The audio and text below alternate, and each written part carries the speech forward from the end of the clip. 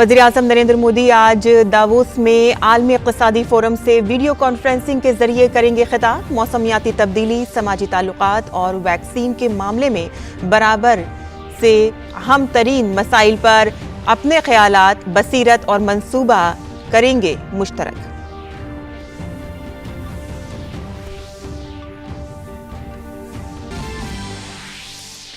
जुनूबी खित्ते के लिए वज़ीर-ए-आज़म की गति शक्ति कॉन्फ्रेंस का आज मरकजी वज़ीर नितिन गडकरी करेंगे इफ्तिताह। कॉन्फ्रेंस का मकसद है बुनियादी ढांचे से मुतालिक मरकज और रियासती हुकूमत की वजारतों के प्रोजेक्टों की वक्त पर तकमील के लिए खाके की तैयारी।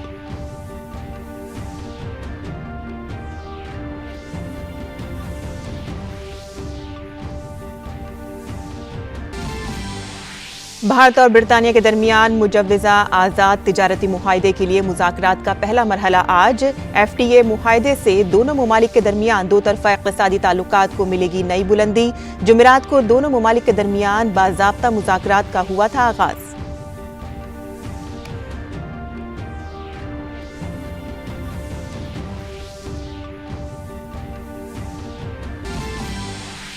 साल के पहले ग्रैंड स्लैम ऑस्ट्रेलियन ओपन की हुई आज से शुरुआत। साबिक आलमी नंबर 1 राफेल नडाल आज अपनी मुहिम का करेंगे आगाज। रॉजर फेडरर और जोकोविच की गैर मौजूदगी में नडाल के लिए 21वां ग्रैंड स्लैम खिताब जीतने का अच्छा मौका। रियल मैड्रिड ने 12वीं बार जीता स्पेनिश सुपर कप का खिताब। फाइनल में एथलेटिक बिलबाओ को 2-0 से दी शिकस्त। लूका मॉड्रिच और करीम बेंजीमा बने रियल की जीत के हीरो।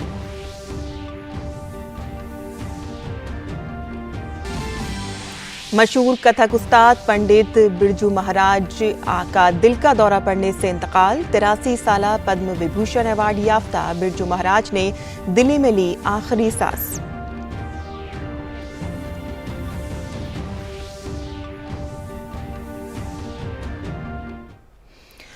आदाब नाज़रीन, खबरनामे में आपका इस्तकबाल है। मैं हूं साइमा खान। अब खबरें तफसील से।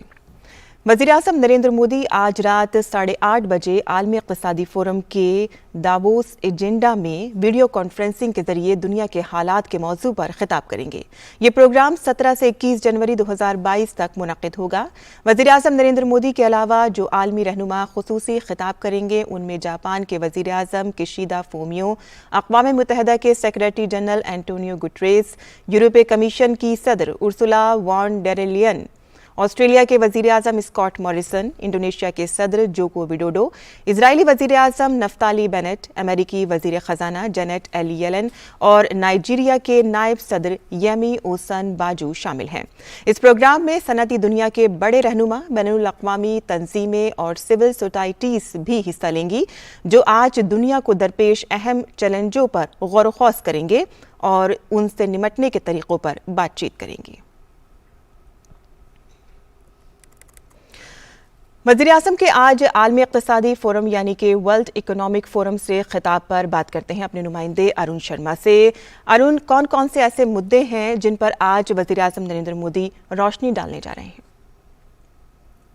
देखिए, बहुत ही ये एक बड़ा आप कह सकते हैं ये आयोजन होने जा रहा है जब प्रधानमंत्री Narendra Modi world economic forum में वर्चुअली जुड़ेंगे।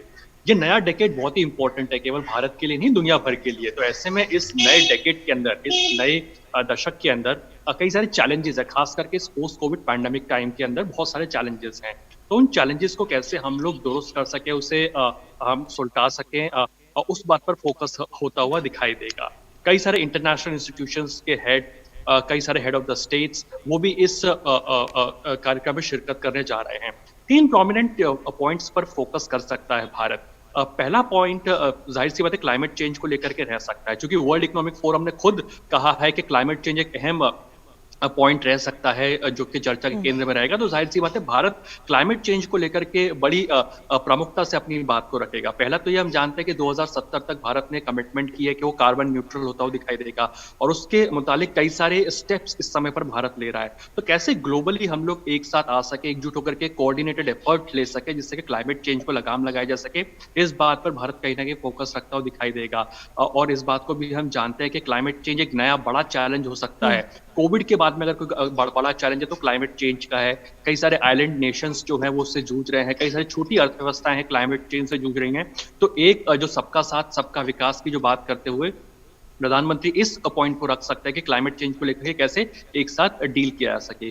दूसरा प्रोमिनेंट पॉइंट ब्लॉकचेन्स को लेकर के या फिर साइबर सिक्योरिटी को लेकर के रह सकता है, क्योंकि इस नए डेकेड के अंदर साइबर सिक्योरिटी एक बहुत बड़ा कंसर्न साबित होता हुआ दिखाई दे रहा है। और ऐसे में पहले भी प्रधानमंत्री नरेंद्र मोदी ने जब सिडनी डायलॉग में संबोधन किया था तो उन्होंने ब्लॉकचेन्स के ऊपर अपना वक्तव्य रखा था, क्रिप्टो करेंसी के ऊपर खास करके तरजीह दी थी। बात ये रखी गई थी कि कैसे तमाम डेमोक्रेसीज एक साथ आ सकें और ये इंश्योर कर सके कि जो ब्लॉकचेन्स हैं, क्रिप्टो करेंसीज है, इसका गलत इस्तेमाल ना हो। तो टेक्नोलॉजी का इस्तेमाल कैसे बेहतरी के साथ हो, ब्लॉकचेन्स का कैसे बेहतरी के साथ हम इस्तेमाल कर सकें और गलत हाथों में टेक्नोलॉजी ना आ जाए, और साइबर सिक्योरिटी पर कैसे लगाम लगाया जा सके, इस बात पर फोकस रहता हुआ दिखाई दे सकता है।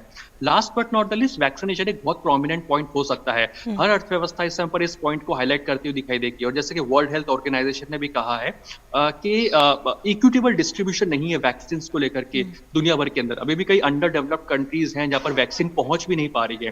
तो चूंकि भारत एक फार्मेसी हब कहा जाता है, फार्मेसी कैपिटल कहा जाता है, फार्मेसी टू द वर्ल्ड कहा जाता है, ऐसे में कैसे भारत एक ग्लोबल सप्लाई चेन का या फिर ये वैक्सीन के लिहाज से कैसे अपना रोल अदा कर सकता है और कैसे दुनिया भर की बड़ी अर्थव्यवस्थाएं आगे आ सकती हैं कि वैक्सीन मुहैया कराई जा सके छोटे मुल्कों को भी, अंडर डेवलप्ड कंट्रीज को भी, उस बात पर कहीं ना कहीं तरजीह दी जा सकती है। तो इन तीन प्रोमिनेंट पॉइंट्स पर कहीं ना कहीं बातचीत हो सकती है जिसमें प्रधानमंत्री नरेंद्र मोदी का संबोधन हो सकता है। ऑल्दो वर्ल्ड इकोनॉमिक फोरम ने एक ब्रॉड थीम निकाली जिसमें कई सारे हेड ऑफ द स्टेट चर्चा करते दिखाई देंगे, जिसमें क्लाइमेट चेंज शामिल है, साइबर सिक्योरिटी शामिल है, जी, जाहिर सी बात है वैक्सीनेशन शामिल है, और इसके अलावा टेक्नोलॉजी इस नए डेकेड में इस्तेमाल होना, अर्थव्यवस्था को कैसे पटरी पर लाया जाए, इन तमाम चीजों को शुमार किया गया है। तो जाहिर सी बात है इन तमाम मुद्दों पर कहीं ना कहीं तमाम दुनिया भर के जो हेड ऑफ द स्टेट है वो अपना वक्तव्य रख सकते हैं, जिसमें प्रधानमंत्री नरेंद्र मोदी का संबोधन भी काफी सिग्निफिकेंट होने जा रहा है। जी अरुण, कह सकते हैं कि ना काफ़ी अहम आज ये वीडियो कॉन्फ्रेंसिंग होने जा रही है और काफ़ी अहम मुद्दे आपने बताया जिन पर आज बात होगी।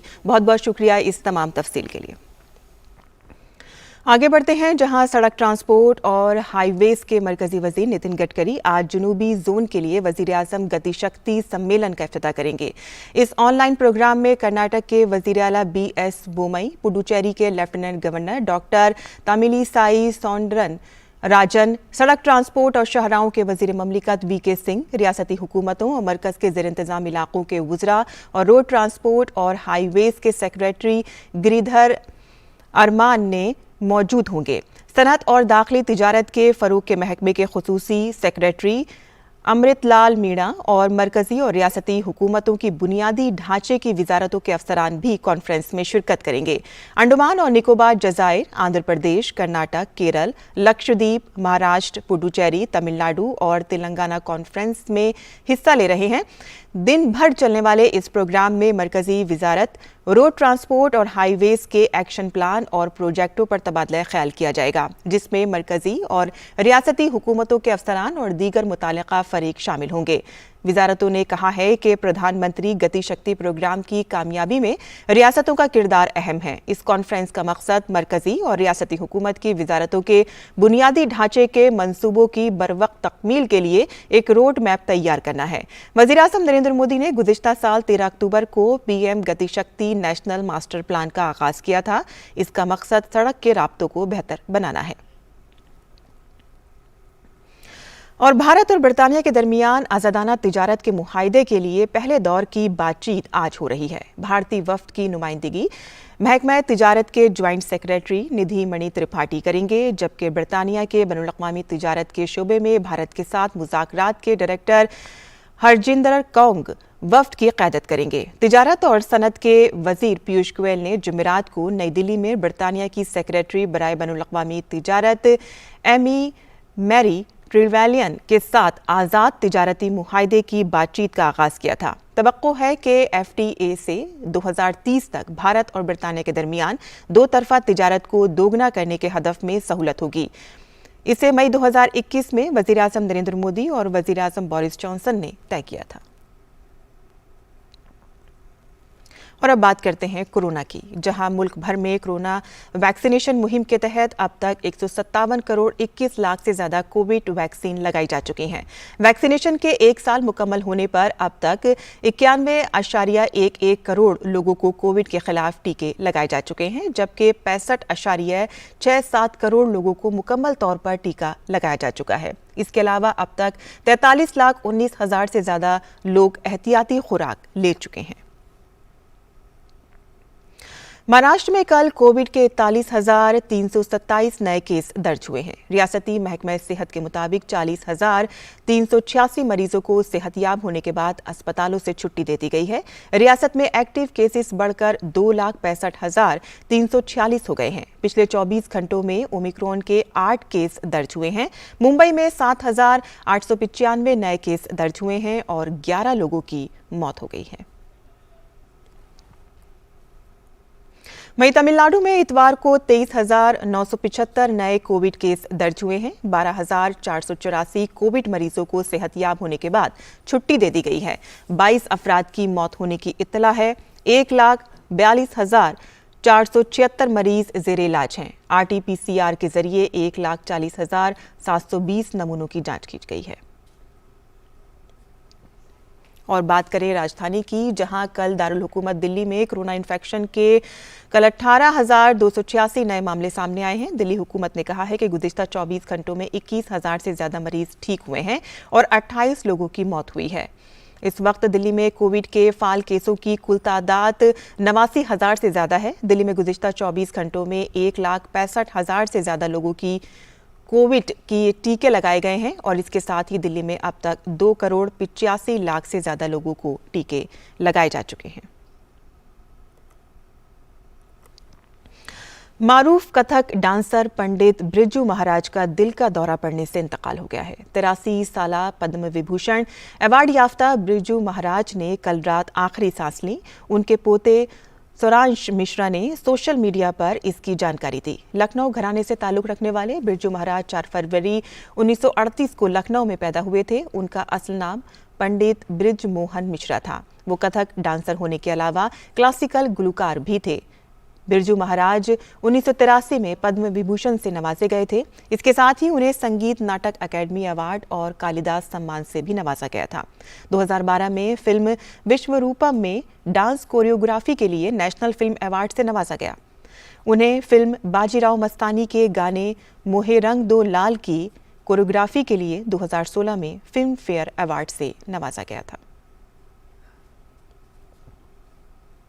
और कथक डांसर पंडित ब्रिजू महाराज के इंतकाल के बाद लोग उन्हें खराज अक़ीदत पेश करने के लिए उनकी दिल्ली की रिहाइशगाह पर पहुंच रहे हैं। वो गुज़िश्ता 1 माह से ज़ेरे इलाज थे। ब्रिजू महाराज की पोती रागनी महाराज ने बताया है कि उनकी कल रात अस्पताल में मौत हो गई। पिछले 1 महीने से उनका मैक्स साकेत से इलाज चल रहा था और क्योंकि हाई डायबिटिक थे तो किडनी की इश्यूज़ थे उनको। ऐसा लग नहीं रहा, आंखों के सामने देखा कि वो गए। अभी तक भी विश्वास नहीं हो रहा है, इसलिए समझ ही नहीं आ रहा कि किस तरह से मैं रिएक्ट करूं। और वज़ीर आज़म ने बिरजू महाराज की मौत पर ताज़ियत का इजहार किया है। वज़ीर आज़म ने ट्वीट किया कि भारतीय रक़्स को पूरी दुनिया में एक मुनफरिद शिनाख्त दिलाने वाले पंडित बिरजू महाराज जी के इंतकाल पर गहरा दुख हुआ है। उनका इंतकाल फ़न की दुनिया के लिए एक नाकाबिल तलाफ़ी नुकसान है। गम की इस घड़ी में उनके अहले खाना और मद्दाहों के तई मेरी ताज़ियत। ओम शांति।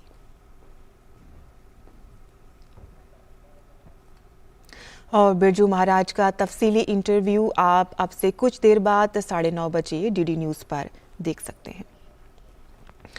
आगे बढ़ते हैं, जहां मुल्क में तैयार भारतीय बहरिया के गाइडेड मिसाइल शिकन जहाज INX कोची ने गुज़िश्ता हफ्ते बहरे अरब में रूसी बहरिया के RFS एडमिरल ट्रिब्यूट जहाज के साथ फौजी मशक़ें की। इस दौरान दोनों ममालिक की फ़ौजों ने आपसी तालमेल का मुज़ाहिरा किया। इसमें टेक्निकल मशक़ें, क्रॉस डेक हेलीकॉप्टर ऑपरेशंस और बहरी सरगर्मियां शामिल थीं।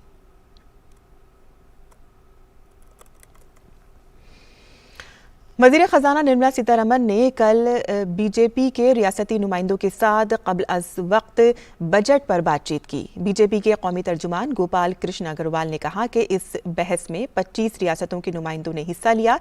इजलास में सनतकार, ताजिर, तिजारती कमेटी, माहिरीन तालीम, माहिरीन इक़्तिसादियात, क़बायली बिरादरी और पसमानदा तबक़ात के नुमाइंदों के अलावा ख़वातीन नुमाइंदे ने भी शिरकत की। इस साल 29 जनवरी को ड्रोन्स का एक गौल जो जनवरी को बीटिंग रिट्रीट तकरीब के दौरान विजय चौक पर आसमान को रोशन करेगा। इन 360 ड्रोन्स को भारत में IIT दिल्ली के तलबा ने डिज़ाइन किया है और तैयार किया है। बॉट लैब नामी इसका स्टार्टअप IIT दिल्ली में इनक्यूबेटेड है और हमारी नामानिगार नंदिता डागर बॉट लैब के बानियों से उन्होंने बात की है। आप मेरे पीछे देख सकते हैं, यहाँ पे 360 ड्रोन्स रखे हुए हैं। हमने ये ड्रोन्स एक साथ उड़ाने के लिए बनाए हैं। इस ड्रोन की खासियत ये है कि इसका फ्लाइट कंट्रोलर और GPS दोनों हमने यही बनाया है। IIT दिल्ली में इसको IIT दिल्ली में डिज़ाइन किया गया है और ये भारत में ही बनाए गए हैं। अब देखिए, ड्रोन टेक्नोलॉजी है तो अच्छी पर बहुत महंगी है, इसीलिए इंडिया में थोड़ा टाइम भी लगा है बनाने में। तो जो हमने एक ड्रोन है, पहले हम लोग जब असेंबल करते थे तो हमें एक ड्रोन अराउंड 70,000 रुपये का पड़ता था। तो अभी हमने जो उसके काफ़ी सारे कंपोनेंट हैं, हार्डवेयर सॉफ्टवेयर खुद से डिज़ाइन किया है, बनाया है, तो कॉस्ट हम 1/3 लेके आ गए हैं उसकी। दुनिया भर में ओमिक्रॉन वेरिएंट की वजह से कोरोना के मामलों में तेजी से इजाफा हो रहा है। अब तक कोरोना इन्फेक्शन के 32 करोड़ 86 लाख से जायद मामले सामने आए हैं। वहीं 55,57,000 अफराद की कोरोना इन्फेक्शन से मौत हो चुकी है। कोरोना के ओमिक्रॉन वेरिएंट के मामले अमेरिका में तेजी से बढ़ रहे हैं। अमेरिका में अब तक कोरोना के कुल 6 करोड़ 69 लाख मामले सामने आए हैं। अमेरिका में अब तक 8,73,000 से जायद अफराद की मौत हो चुकी है। वहीं यूरोपीय ममालिक में भी ओमिक्रॉन वेरिएंट के मामलों में इजाफा हो रहा है। बरतानिया में सबसे ज़्यादा 1 करोड़ 52 लाख मामले सामने आए हैं। फ्रांस में भी कोरोना से मुतासरीन की तादाद 1 करोड़ 41 लाख से ज़्यादा हो चुकी है। रूस में 1 करोड़ 8 लाख से जायद मामले सामने आए हैं और जर्मनी में 79,91,000 से जायद मामले सामने आए हैं। और अब पेश है दिल्ली से शाये उर्दू अखबारात का मुख्तसर जायजा।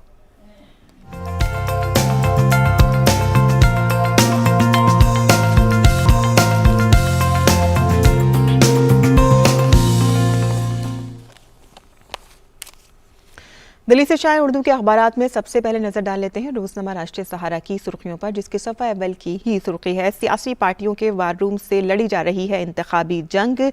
मुल्क की सियासी सिमत को तय करने वाले सूबे उत्तर प्रदेश में कोरोना बहरान के दरमियान हो रहे असेंबली इंतखाबात में वर्चुअल जरिए से इंतखाबी तशहीर चल रही है और असेंबली इंतखाबात में वर्चुअल इंतखाबी तशहीर की लाजमियत की वजह से सियासी पार्टियों की तकनीकी अहलियत का सख्त इम्तिहान यहाँ पर देखा जा रहा है, जहाँ व्हाट्सएप, फेसबुक और इंस्टाग्राम पर बूथ सतह तक बने हज़ारों ग्रुप के जरिए वोटरों के दिल और दिमाग पर कब्जा करने की हिकमत अमली पर हो रहा है अमल। रोजनामा राष्ट्रीय सहारा के बैनुल-अक़वामी सफ़े पर अगर नज़र डालें, बैनुल-अक़वामी सफ़े से पहले आपको बता दें कि राजधानी दिल्ली से यहाँ पर खबर है, मौसम के हवाले से यहाँ पर खबर दी गई है, जहाँ पे राजधानी में चौथे दिन में भी मुसलसल सर्द लहर का लोग यहाँ पर सामना कर रहे हैं। बाशिंदे ठुठरने पर मजबूर हैं। बदन को मुंजमद कर देने वाली बर्फीली हवाओं से लोगों का यहाँ पर बुरा हाल इस वक्त देखा जा रहा है। और रोजनामा राष्ट्रीय सहारा के आलमी सफ़े पर जो खबरें हमने ली हैं, यहाँ पर आलमी इदारे सेहत का कहना है कि अतिया की गई वैक्सीन की जो खुराकों की तादाद 1 बिलियन से मुतजावज़ कर गई है, लेकिन अमीर ममालिक की जानिब से वैक्सीन की ज़ख़ीरा अंदोज़ी की वजह से दीगर ममालिक के अवाम के लिए अभी बहुत कुछ किया जाना बाकी है। वहीं इसके अलावा एक सुर्खी यहाँ पर इस तरह की भी लगाई गई है कि जर्मनी, इटली और फ्रांस समेत कई यूरोपीय ममालिक में कोरोना वैक्सीनेशन के ख़िलाफ़ यहाँ पर मुजाहिरे हो रहे हैं। ओमिक्रॉन के तेज़ी से फैलाव को रोकने के लिए आयद करदा पाबंदियों और लाजमी कोरोना वैक्सीनेशन के खिलाफ जर्मनी, फ्रांस, इटली और दीगर यूरोपीय ममालिक में मुजाहिरे देखे जा रहे हैं। अब नज़र डाल लेते हैं रोजनामा इनकलाब की सुर्खियों पर। रोजनामा इनकलाब से जो हमने सुर्खियाँ ली हैं वो भी आलमी सफ़े से ही ली हैं, जहाँ पर कोरोना की ही बात हो रही है, जहाँ दुनिया भर में ओमिक्रॉन की सुनामी की तरह से ये फैल रहा है और एक ही दिन में यहाँ पे 32,84,000 नए मरीज सामने आए हैं। अमेरिकी रियासतों में 1-1 लाख से ज़्यादा अफराद मुतासिर हो रहे हैं। फ्रांस में मुतासरीन की तादाद जो है वो 3 लाख से मुतजावज़ कर गई है और यूरोप कोरोना की शदीद लहर की जद में है। बेल्जियम में रवा माह के आखिर तक उरूज पर पहुँचेगी ये लहर, ऐसी पेशन गोई की गई है और नीदरलैंड में भी लॉकडाउन नाफिज कर दिया गया है। इसके अलावा जो खबर इसमें शाया हुई है, फिलिपाइन हिंदुस्तान से एंटी शिप मिसाइल सिस्टम खरीदेगा और मुआहदा यहाँ पर तय हो गया है। फिलिपाइन ने अपनी बहरिया की अस्करी सलाहियत में इजाफे के लिए हिंदुस्तान से तकरीबन $400 मिलियन की एंटी शिप मिसाइल सिस्टम खरीदने का फैसला किया है। फिलिपाइन के वजीर दिफा के मुताबिक इस बारे में दोनों ममालिक के माबैन मुआहदा भी हो चुका है। और खेल के सफ़े पर जो यहाँ पर सुर्खी शाये हुई है, हिंदुस्तानी खिलाड़ियों का जलवा, लक्ष्य सिंगल्स और सात्विक चिराग डबल्स में चैंपियन बने हैं।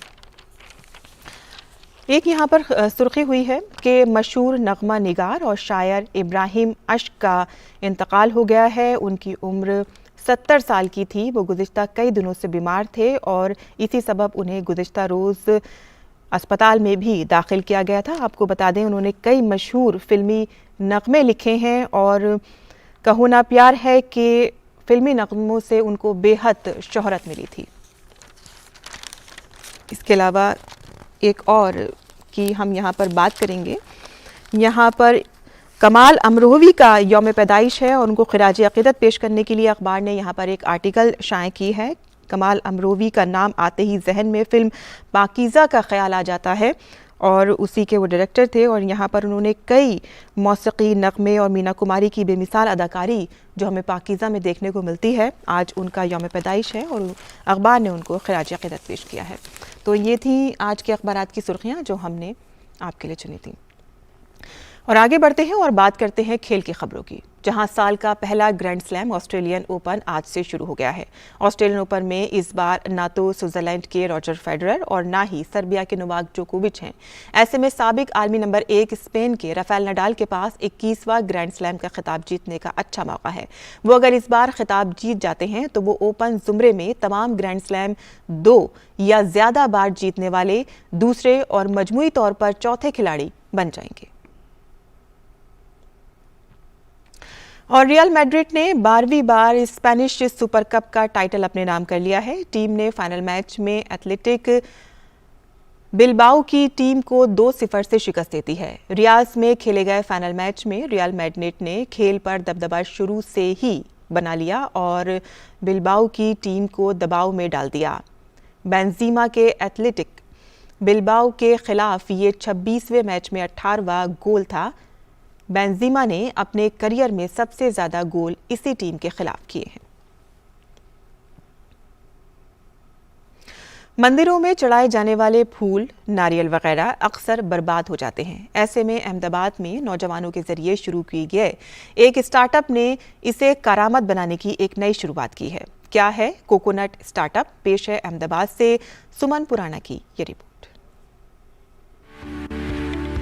भारत अकीदत वाला मुल्क है जहां मंदिरों में फूल और नारियल चढ़ाने का रिवाज है, लेकिन अकीदत की ये अलामतें इसके बाद कहाँ जाती हैं? कुछ डस्टबिन में सड़ जाती हैं और कुछ पानी में फेंक दी जाती हैं, जो आलूदगी की बड़ी वजह बनती हैं। अहमदाबाद जैसे शहर में रोजाना 30 टन फूल और 130 टन नारियल इस तरह इकट्ठा होता है।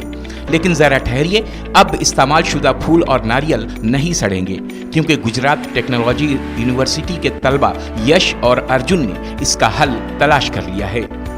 इन्होंने एक स्टार्टअप शुरू किया है जिसमें सड़े नारियल से नारियल की बेहतरीन अशिया तैयार की जा रही हैं।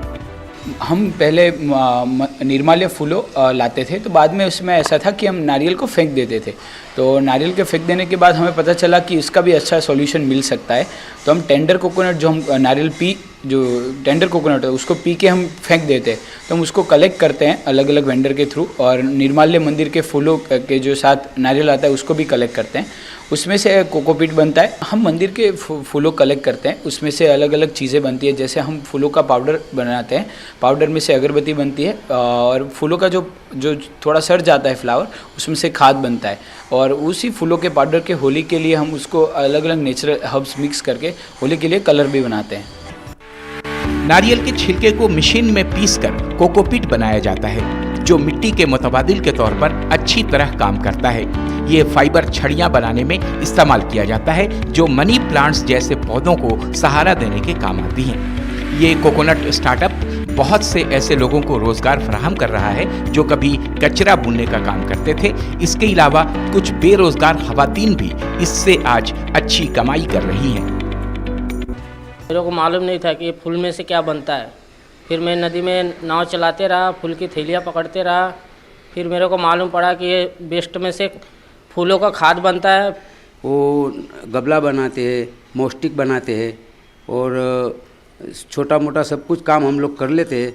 और जो मंदिरों को नारियल आता है, श्रीफल वगैरह वगैरह, उसको हम छिलका निकाल के उसका कोकोपीट खातर भी बनाते हैं। और उसमें से जो काटली निकलती है उसमें से हम बाउल बनाते हैं, चम्मच बनाते हैं, किचन बनाते हैं। हमने अक्सर शीशे, स्टील और मिट्टी के बर्तन देखे हैं, लेकिन इस स्टार्टअप की मदद से नारियल की कटोरी भी बनाई जाती है, जिससे कुदरती तौर पर फाइबर भी मिलता है। इसके साथ ही नारियल से की चेन और चम्मच भी बनाए जाते हैं, जो निहायत दिलकश होते हैं। हम अक्सर सड़कों पर फूलों और नारियलों को बिखरे हुए देखते हैं, लेकिन अर्जुन और यश जैसे तलबा ने उनके हल की जिम्मेदारी ली है और इसे एक बेहतर शक्ल में पेश किया है, जो अपने आप में एक मुनफरिद मिसाल है। लक्ष्मण राजपूत के साथ समन बोराना की रिपोर्ट, डीडी न्यूज़ उर्दू खबरें। और अब पेश है मौसम का मिजाज।